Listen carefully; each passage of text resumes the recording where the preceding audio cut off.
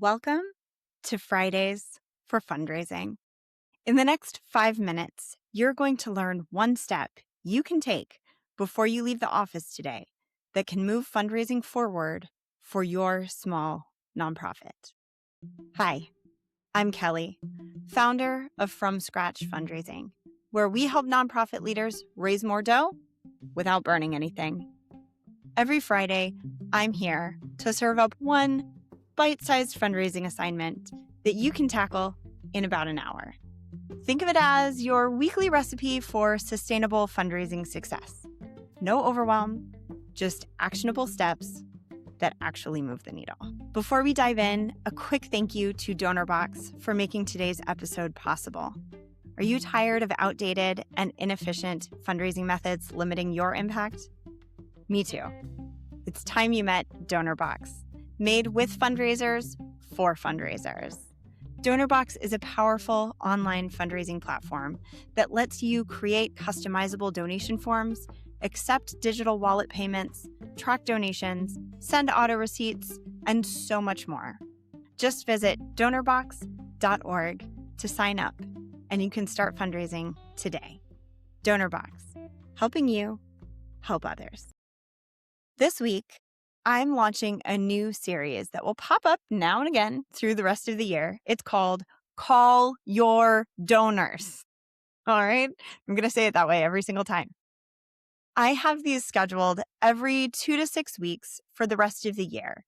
And if you follow my instructions and call the donor segments that I tell you to call for the rest of the year, you're going to make a big dent in progress toward lifting your donor retention and upgrading your donors. Now, if you've ever seen me speak, you know how much I love calling donors. I always use this anecdote about how I worked for an organization, little baby fundraiser Kelly, who had no idea what she was doing, had no training, was in her first 3 months of being a professional fundraiser.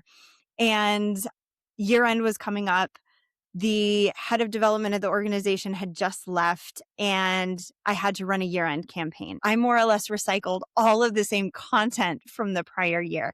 The big difference was that I spent time calling every single one of the organization's donors before we launched our year-end campaign to give them an update on what we had accomplished in the prior year. And I doubled the income from the prior year's year-end campaign. And so I really do believe that calling donors and building those relationships is important. And I am a broken record. I was speaking at a conference recently, and somebody asked, what, in your opinion, is the most important fundraising strategy?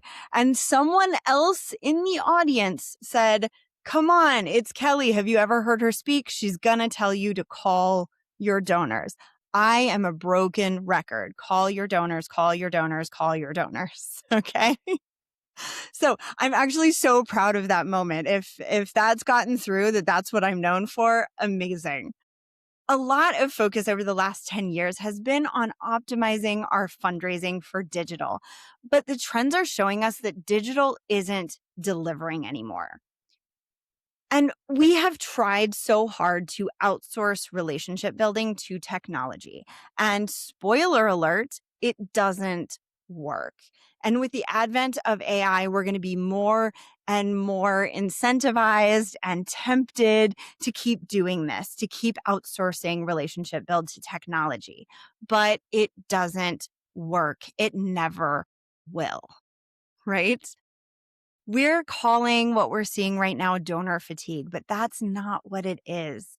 It's donors saying, I love you and I care about you.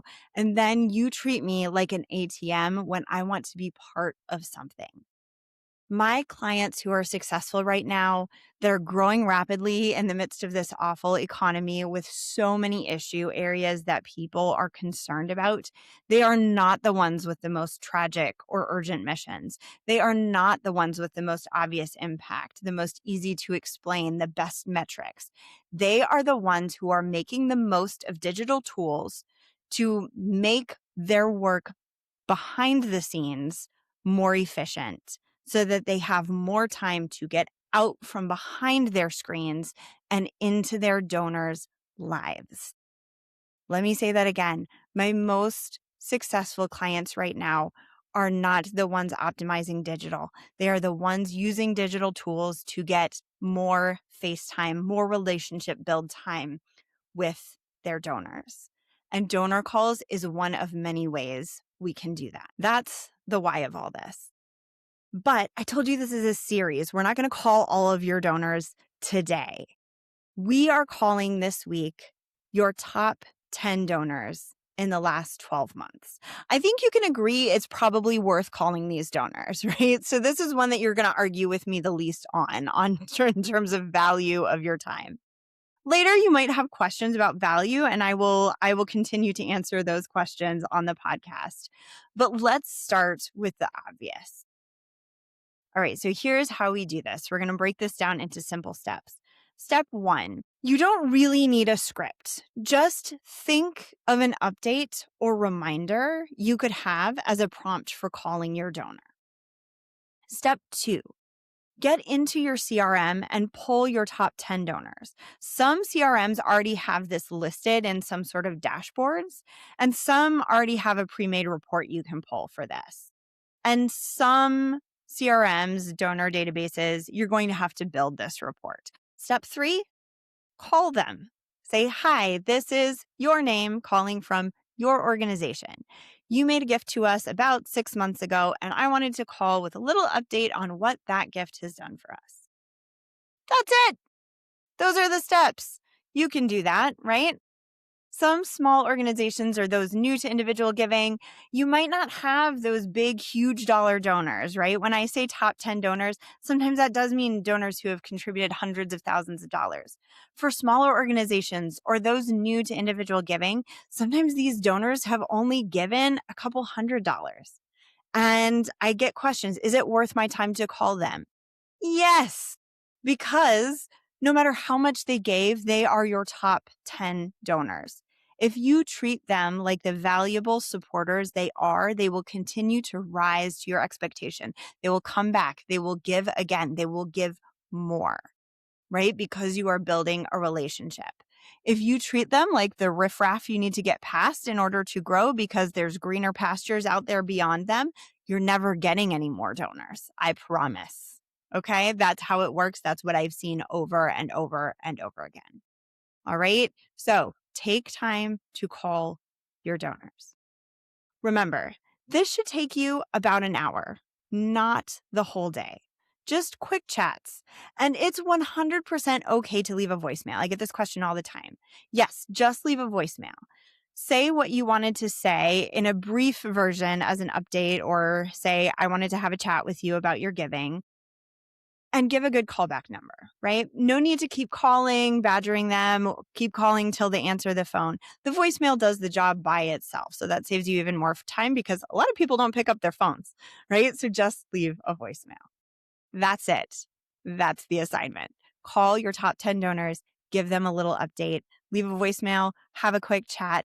Doesn't matter, just a quick check-in to let them know you appreciate what they've done for your organization. In honor of May being Mental Health Awareness Month, I'm teaming up with DonorBox to offer a very special workshop, How to Fundraise Without Burning Out. It's going to be on Friday, May 22nd from 2 p.m. to 4 p.m., and that's Eastern Time.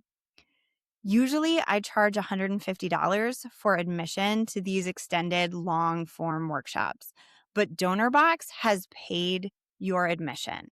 So it is free for you.